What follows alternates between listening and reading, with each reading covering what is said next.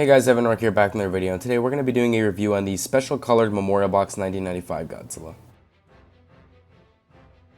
Now, when it comes to the best thing I like about this figure, it is, for me, the paint job. Now, I know that some may argue that this isn't really paint, this is kind of the color of the vinyl, or I don't know if it was spray paint. I actually don't know how they got it to have this orange-reddish color, but they certainly did a very good job because I think you can already imagine it is a booming color.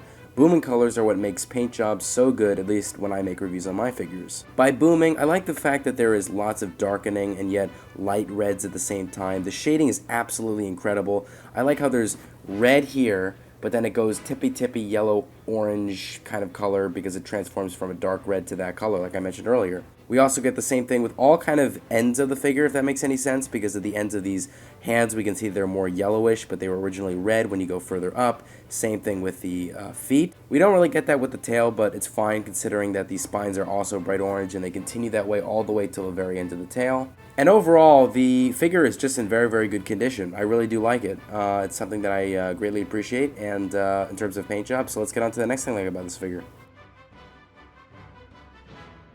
So the next thing I like about this figure is articulation. The reason why articulation is my favorite part about this figure is because I always argue that Bandai should have at least 4 joints of articulation when this has 5. We have the head, the 2 arms, and the 2 legs. But yeah, you get the point. For the most part, there are 5 joints of articulation.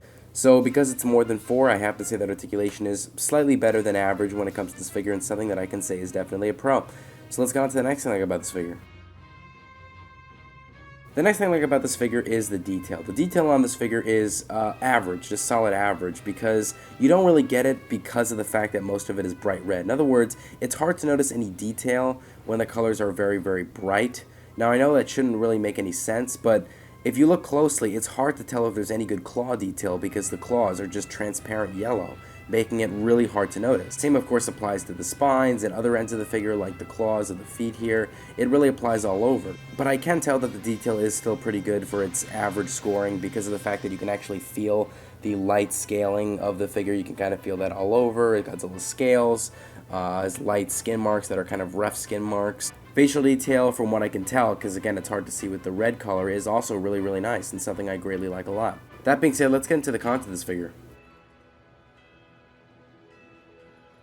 So when it comes to the cons of this figure, the big con I have is, was also a nitpick too, but the big con I have is the glue seal. I think you can imagine where it is because I'm zooming in on it. It is the tail. I've never understood the purpose of glue seals. I find them really annoying, and as we can see here, there is one. This of course doesn't make the articulation bad. The articulation is still a pro. The problem being is that it could have done even better for the articulation. Hell, it could have made the articulation better than the paint job. Okay, maybe not that. But it still would have made the articulation a lot better, and it's something I think was a huge disadvantage to this figure.